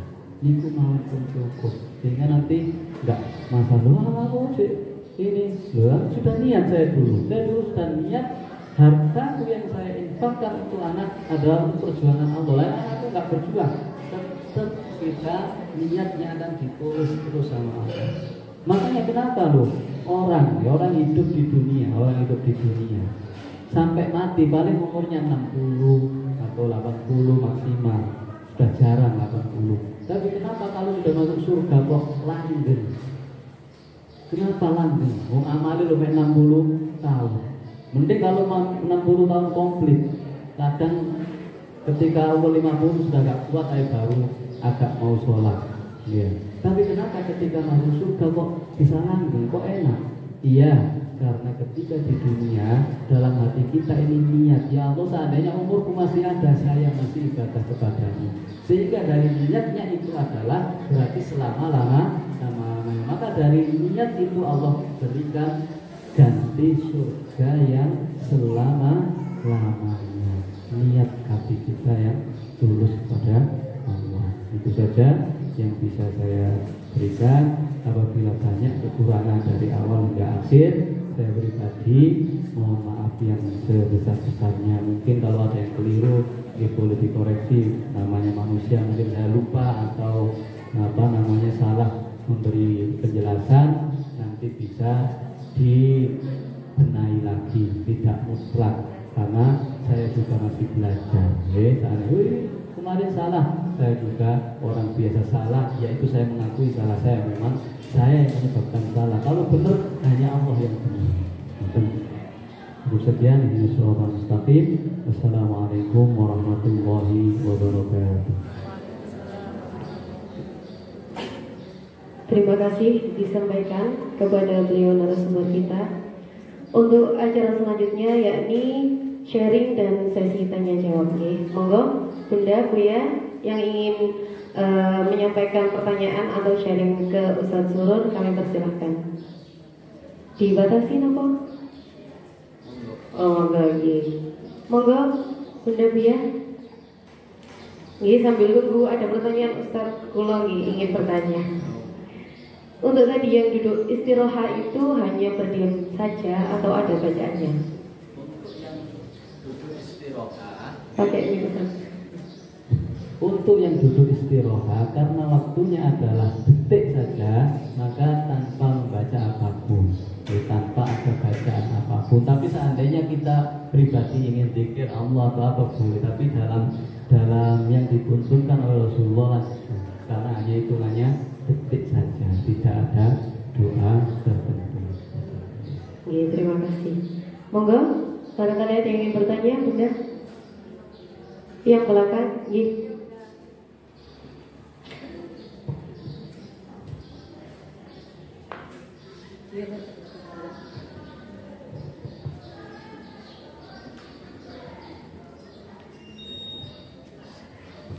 Assalamualaikum warahmatullahi wabarakatuh. Saya pakai apa boleh nggak kita sebagai seorang wanita ya, kadang ada acara kan make up kita sudah tebal karena foundation. Untuk itu yang saya tanyakan, sah nggak wudhu kita? Itu aja. Terima kasih. Wabarakatuh. Waalaikumsalam. Ya, ini pertanyaan yang sering harusnya ini sangat diperhatikan memang, sangat diperhatikan. Maka sah nggak wudhunya kalau kita pakai make up yang tebal? Nah, ini penting. Untuk secara dasar, secara hukum awal, memang ketika kita mau wudhu, setidaknya air itu bisa meresap sampai kulit. Itu dasar awalnya. Yang kedua, maka kita perlu mencari sumber yang jelas. Make up yang kita pakai ini apakah ketebalannya berapa, terus airnya bisa meresap apa tidak. Ini perlu data yang valid. Jika itu betul-betul sangat tebal, sangat tebal, terus ya mengandung minyak dan seterusnya, sehingga air nggak mampu meresap, ya mau nggak mau kita harus sedia semacam alkohol yang dingin-dingin itu ya harus dibersihkan, nggak harus terlalu detail. Yang penting betul-betul kita niat, ya Allah, saya sekarang membersihkan hal-hal yang menghalangi air ke muka. Jika sudah itu, maka setelahnya selebihnya jika ada hal yang memang nggak bisa meresap, dimaafkan. Yang penting ada usaha untuk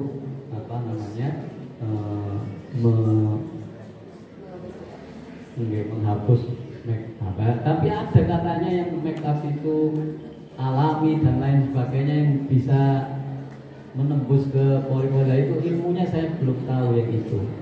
Tapi sebaiknya seperti itu, atau wudhu dulu sebelum bermake up, biar nanti kalau waktu sholat tidak sampai batal. Terus ada dua pilihan kadang ulama memberikan kemudahan. Bagaimana bagi yang memang super repot, ini hanya kemudahan rukhsah saja ya. Kalau memang nggak bisa menghindari, maka sholatnya boleh dijamak. Satu kemurahan yang diberikan ulama, misalkan acaranya itu zuhur, make upnya sebelum zuhur, sehingga ini terlalu nanti kalau saya ini ludes, ini lagi sampai asar. Di situ ada ulama yang memberi kemurahan, dijamak, sholat zuhurnya dijamak dengan asar. Masih emak, dia sholatnya sehari, jangan emak, sudah diberi kemudahan itu.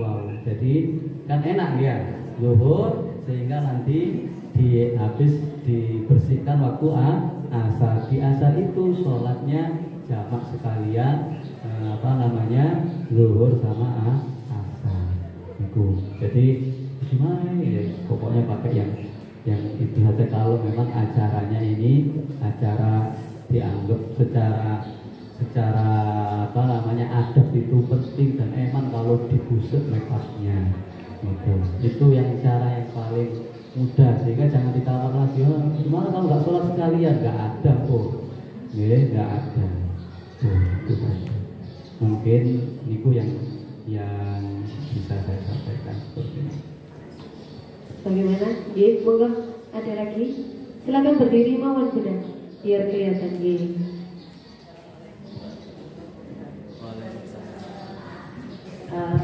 Alhamdulillah hadir mengkaji ilmu ini Ustaz. Yang mau saya tanyakan, ketika takbiratul ihram Allahu Akbar itu saya biasanya mendengar begini atau seperti ini. Itu yang pertama. Yang kedua, ini bacaan sholat. Apakah boleh misalkan saya itu sering sholat itu baca semuanya itu saya dalam hati gitu, pakai semuanya dalam hati. Nah itu sebenarnya yang benar itu gimana Ustaz? Apakah boleh atau harus komat kaf gitu? Assalamualaikum warahmatullahi wabarakatuh. Tadi yang pertama adalah meletakkan tangan setelah takbiratul ihram. Ada 3 pendapat, tapi belum saya sampaikan, memang lupa. Jadi yang pertama boleh seperti ini, di sini ujung. Yang kedua boleh seperti ini begini. Yang ketiga boleh hanya diletakkan saja, plek. Ini 3 cara ketika takbiratul ihram. Masih ada yang keempat sebenarnya, Imam Malik Allahu Akbar pun nggak pakai meletakkan tangan. Makanya nanti kalau umroh atau apa pasti ada 1 orang atau 2 orang yang Allahu Akbar langsung. Jadi ini boleh begini, boleh begini kan saja. Itu yang takbiratul ihram. Yang penting bukan Allahu Akbar. Nah ini tidak ada riwayatnya ini. Yang ini masih ada riwayatnya yang begini saja. Boleh. Itu. Terus untuk yang ucapan yang dibatin dalam mayoritas ulama, karena rukun ini adalah rukun qauli, harus dilafazkan minimal terdengar telinga sendiri. Karena rukunnya rukun qauli. Kalau dalam hati bukan qaul, namanya batini itu nanti. Gitu. Maka harus dilafazkan Allah. Meskipun pelan, yang penting mendengar telinganya sendiri. Umi seakan-akan memang betul-betul suara ini sudah keluar dari lisan kita. Al-Fatihah, tahiyat, sholawat, jangan salah. 5 tadi itu. Ada pernah saya membaca satu satu pendapat itu ada yang mengatakan ketika Fatihah itu bisa dibaca. Ada tapi masyhurnya itu ada rukun qauli harus dilafadzkan, dilafadzkan. Meskipun nanti ada ulama lain, mazhab lain yang mengatakan Fatihah itu ada yang ditanggung imam, tapi jangan yang inilah, karena umumnya hadis itu tidak sah sholatnya jika tidak baca Fatihah. Jadi minimal setelah ini dilafadzkan meskipun pelan, terdengar telinga sendiri.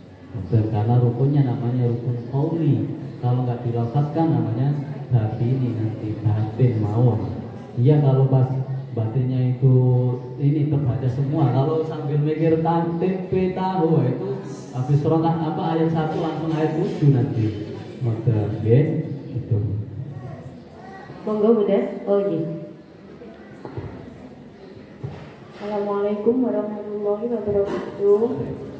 Pak Ustadz mau tanya, kalau kita sedang melakukan sholat jamaah, kita belum selesai membaca at-tahiyat akhir, sedangkan imam sudah selesai, itu bagaimana hukumnya Ustadz? Apakah kita harus menyelesaikan at-tahiyat, membaca at-tahiyat apa sudah? Oke, jadi untuk tahiyat, yang pertama kita harus paham kondisi imam. Kalau kita sudah terbiasa di masjid tersebut, ketika kita tahu kebiasaan imam membaca tahiyat berapa lama, maka kita memilih tahiyat yang pendek. Misalkan imamnya memang membaca tahiyat cepat, tahiyat kan nggak harus yang panjang itu, Bu. Kan bisa disingkat sampai Allahumma sholli ala sayyidina Muhammad wa ala ali sayyidina Muhammad salam, nggak boleh. Sudah cukup. Maka ketika kita sudah baca sholawat kepada Nabi Muhammad, tidak dilanjut seterusnya ikut salam sudah boleh. Terus kalau belum selesai bagaimana? Dilanjut sebentar sampai sholawat. Tahiyat itu nggak harus yang panjang, itu yang umum. Maka kita harus tahu, oh Pak Imam ini biasa ini dawi lu ini cepet iki tahiyate. Jenengan pilih poin-poinnya. Pilih poin sampai Allahumma sholli ala sayyidina Muhammad wa ala ali Muhammad salam. Sudah pun boleh. Tapi yang penting itu tetap dibaca. Betul.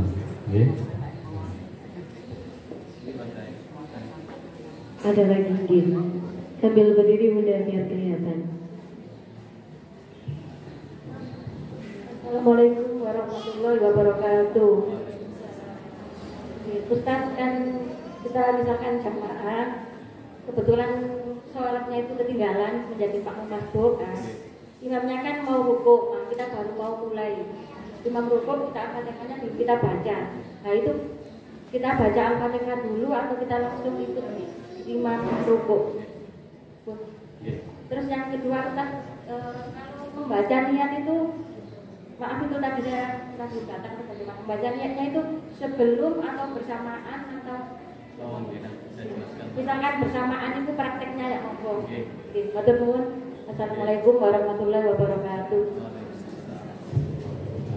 Pertanyaan yang pertama, ketika mau jamaah, mau masbuk, imamnya sudah rukuk, kita ini harus takbir membaca Fatihah dulu atau langsung ikut rukuk? Karena ini dicontohkan oleh Rasulullah SAW dan ada hadis yang masyhur, dalam sholat boleh ketinggalan satu rukun. Jadi misalnya jenengan telat, imamnya sudah rukuk, maka jika mampu membarengi imam rukuk, sholatnya sah. Jadi jenengan langsung Allahu Akbar rukuk. Sehingga yang ketinggalan hanya satu rukun, yaitu surat Fatihah. Maka itu dianggap sempurna sholatnya, rokaatnya juga sempurna. Dulu pernah ada satu cerita, Sayyidina Ali karramallahu wajhah. Sayyidina Ali kan sudah rajin jamaah. Nah tiba-tiba karena beliau ini sifatnya, akhlaknya baik, terpuji, ada orang tua itu jalannya kelenu. Wah, Nah, beliau nggak mau nyalip karena punya akhlak yang sangat baik, nggak berani nyalip orang tua. Sehingga ditunggu orang tua, lalu dituntun sampai ke masjid. Rasulullah sholat, ya, Rasulullah sholat. Ketika rukuk, Rasulullah rukuk, mau bangkit itu ditahan sama malaikat. Jadi rukuknya lama sekali. Mau bangkit, ditahan malaikat. Tujuannya apa? Malaikat menghormati Sayyidina Ali agar jamaahnya tidak terlambat. Sehingga Sayyidina Ali sampai terus ikut rukuk, barulah sama malaikat dilepas sehingga bisa itidal. Maka sholatnya Sayyidina Ali sempurna jamaahnya. Itu. Terus yang kedua tadi apa? Oh, membaca niat, okay. Jadi membaca niat tadi madzhab Syafi'i itu bareng takbir, ya. Niat itu tempatnya tadi di hati. Ketika takbir Allahu Akbar, hati kita itu ya Allah saya niat sholat zuhur 4 rakaat fardu. Itu saja dalam hati ketika bareng takbir. Makanya takbir madzhab Syafi'i itu panjang Allah. Itu nata hati. Usolli fardhu atau bahasa Indonesia ya Allah saya niat sholat zuhur fardu. Ngoten nggih. Jadi bar itu. Beda dengan madzhab yang lain. Niatnya sebentar sebelum takbir. Saya niat sholat zuhur fardu. Wah, kan cepat. Makanya beberapa di Saudi biaya cepat. Wah, kan. Tapi kalau di kita panjang. Tujuannya apa? Nata nih niat Allah nuntun hati, meskipun sebelumnya kita sudah mengucapkan usolli, tujuannya untuk nuntun hati kita. Jadi seperti itu. Ya. Batin dalam hati, batin kita. Ya.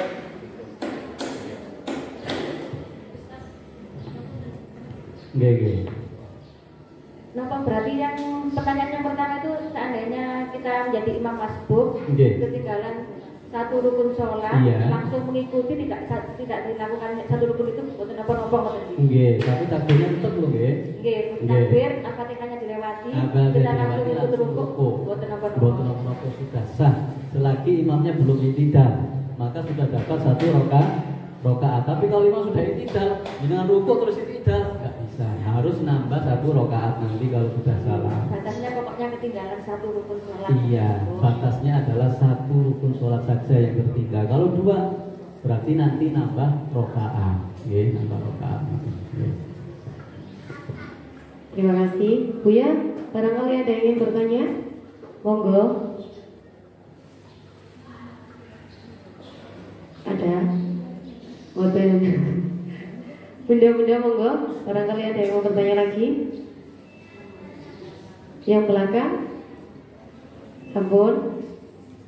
Barangkali nanti ada yang ingin sharing sendiri, dipersilakan ya, sampun. Oke. Bunda Buya. Alhamdulillahirrahmanirrahim. Pelaksanaan seminar parenting pada pagi hari ini berjalan lancar.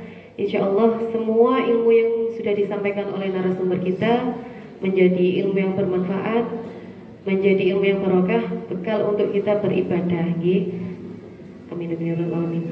Saya selaku pembawa acara dari awal hingga akhir, bila mana ada kekurangan berupa kata maupun perbuatan saya yang kurang berkenan, dari hati yang paling dalam saya mohon maaf yang sebesar-besarnya.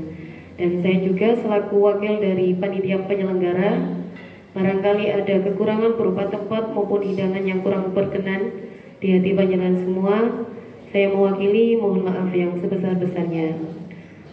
Unzur man qala wa la tahzur man qala. Akhirul kalam, ihdinas siratal mustaqim. Wassalamualaikum warahmatullahi wabarakatuh. Untuk doa akan disampaikan oleh Abah Yai. Kepada beliau waktu dan tempat kami persilahkan.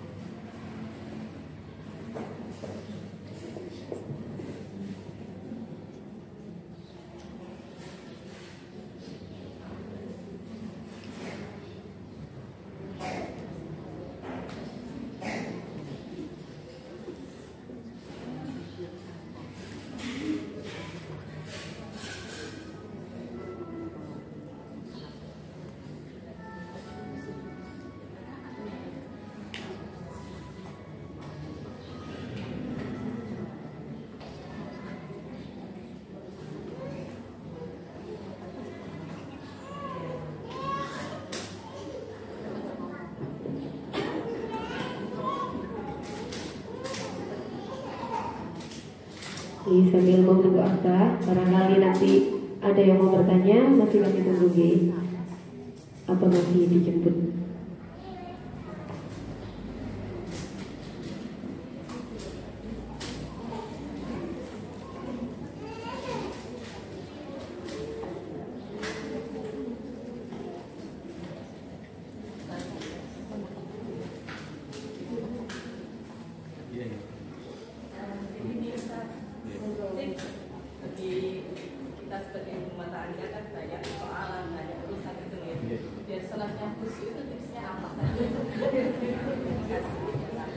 Ya, tips biar sholatnya khusyuk. Nah, ini saya sendiri juga butuh tips ini, ya, butuh tips ini.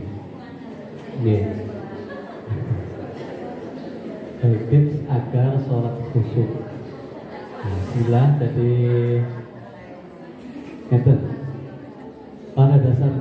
pada dasarnya untuk menjalani hidup, pada dasarnya untuk menjalani hidup agar kita nanti bisa husnul khotimah, ini adalah kita tanamkan dalam hati, kita niatkan dalam hati menunggu waktu sholat. Setiap selesai sholat kita niatkan menunggu sholat berikutnya, ya, dengan berbagai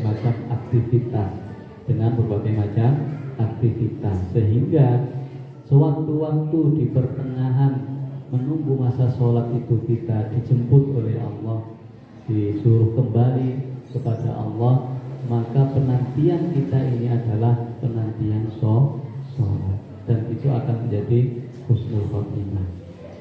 Terus bagaimana agar sholatnya khusyuk? Memang butuh persiapan dari awal. Dari awal maksudnya ketika sudah masuk waktu sholat, adzan dan seterusnya itu hati kita ini betul-betul rindu. Oh, sudah waktunya saya ingin ngobrol kepada Allah, curhat kepada Allah. Sudah waktunya dipanggil. Ketika sudah dipanggil, kita melihat kebesaran Allah yang begitu agung, sehingga tidak sempat berani mikir macam-macam. Ya. Ketika jenengan dipanggil atasan kalau menjadi bawahan, repotnya kalau menjadi atasan nggak pernah jadi bawahan, ini repot. Ketika jadi bawahan dipanggil atasan, itu ya menunduk, ya sopan, ya menampakkan sikap yang penuh curahan yang agar kita dipuji oleh atasan. Nah, itu harus dilatih, dimasukkan dalam hati bahwasannya penguasa yang paling hebat, yang paling lebih ditakuti dan yang paling lebih dimuliakan hanya Allah. Maka ketika saya sudah mau sholat, saya sudah siap berhadapan dengan penguasa alam raya ini. Betul-betul harus dihadirkan betul-betul kita menghadap Allah, sehingga ketika sudah nancep seperti itu, nggak banyak sempat mikir ke sana kemari.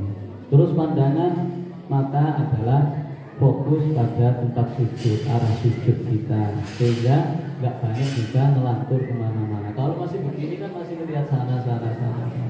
Maka setidaknya tempat sujud ini kita harus terus memandang ke arah itu, meskipun memandang sedikit ya ini nggak membatalkan sholat, tapi kalau ingin khusyuk setidaknya itu minimal mengurangi keliaran pikiran kita.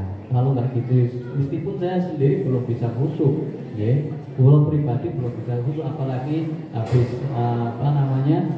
habis melakukan pekerjaan yang lain atau mau melakukan pekerjaan yang koyok penting, padahal itu urusan dunia, ya itu, sehingga di sini gimana ya, di sini macam-macam, ya. Nah, termasuk mau isi di sini saya nggak khusyuk juga. Wah, ini moro-moro dikasih judul yang seperti ini kan berat judulnya, sesuai Rasulullah. Saya nggak pernah lihat Rasulullah, ya. Malah dicari pedih loh, itu judulnya apa? Gerakan sholat sesuai tuntunan Rasulullah. Ini kalau saya salah menyampaikan nggak sesuai Rasulullah, terus dosa saya yang nopo. Saya mikir, pada 2 hari masih acara full di rumah, ada acara ini. Gimana Ustaz, belum siap? Belum, saya belum fokus. Maksudnya belum fokus meriki gitu loh, karena masih ada acara yang lain. Ya itu kan nggak khusyuk karena mau wah ada apa seperti itu. Tapi kan nggak seterusnya seperti itu karena acara itu kan nggak terus ya. Maka tetap harus kita latihan menghadirkan Allah lah yang lebih utama. Di hadapan kita betul-betul ada Allah. Izin mau tolak-toleh, mau mikir kanan kiri, meskipun ya terbesit sedikit-sedikit nggak apa-apa, tapi kan minimal sudah fokus ke arah sujud, tempat sujud, dan kita dilihat oleh Allah. Dalam hadis ihsan itu adalah, ihsan itu apa ya wahai Rasulullah? Ihsan adalah seakan-akan kamu beribadah seakan-akan melihat Allah. Kalau nggak bisa bagaimana? Seakan-akan dilihat oleh Allah. Jadi kalau nggak bisa melihat Allah, pasti kita belum tingkatannya bisa melihat Allah. Maka minimal kita merasa dilihat oleh Allah. Ya, makanya mau kerja saja hanya dikasih CCTV lo sudah takut. Coba nih pegawai Indomaret, Alfamaret ada CCTV-nya. Berani pegawainya macam-macam gini, nggak berani. Padahal cuma CCTV. Hanya CCTV kan ditutup bisa, Allah nggak bisa ditutupi. Allah nggak bisa diberi tabir, diberi hijab, dan kita 24 jam tidak ada satu detik pun. Masa pas sholat saja 5 waktu nggak bisa lebih fokus, nggak bisa lebih banyak ke Allah daripada ke yang lain. Yang penting itu dihadirkan dalam hati, dalam pikiran, sehingga sedikit demi sedikit kita mampu menyingkirkan masalah-masalah dunia ketika sholat. Meskipun saya sendiri belum bisa ngikuti Jurnawa, belum bisa seperti itu, karena itu adalah memang tingkatannya para aulia. Tapi caranya seperti itu. Pulau tahu caranya, tapi prakteknya belum maksimal. Okay. Tapi alhamdulillah guru-guru saya membimbing seperti itu, setidaknya bisa disampaikan. Okay.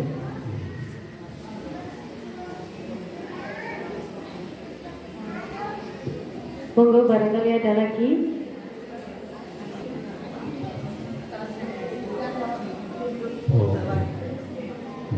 Jadi ketika tahiyat itu kan pandangan kita sudah tidak ke arah sujud, tapi ke jari telunjuk, ke jari telunjuk. Nah ini kan tinggal ini saja, sudah. Assalamualaikum. Meskipun kalau begini dulu tidak membatalkan sholat, tapi biar tidak banyak gerakan yang lain, langsung Assalamualaikum warahmatullahi wabarakatuh. Meskipun tidak membatalkan, di sana dulu yang nggak membatalkan, tapi kan kita sudah fokus di sini. Tinggal lagi sedikit ke tutup dengan doa. Al-Fatihah.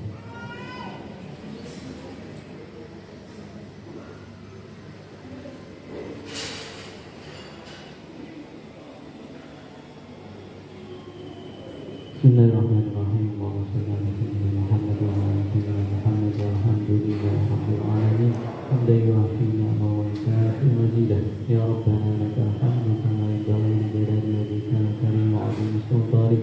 Allahumma lakal hamdu wa ilaika al-mustadah wa anta al-musta'an wa la hawla wa la quwwata illa billahil 'aliyyil 'azim. Allahumma inna nas'aluka 'ilman nafi'an wa 'amalan mutaqabbalan wa rizqan thayyiban mubarakan. Allahumma ati nafsana taqwaha wa zakkiha anta khairu man zakkaha anta waliyuha wa maulaha. Rabbana zalamna anfusana wa illam taghfir lana wa tarhamna lanakunanna minal khasirin.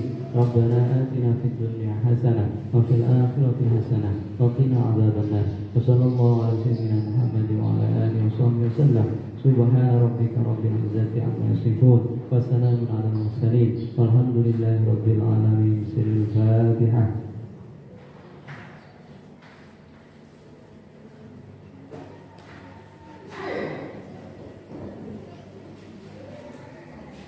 Cukup sekian, mohon maaf. Assalamualaikum warahmatullahi wabarakatuh. Terima kasih atas kehadiran Bunda Bunda sekalian. Semoga perjalanan sampai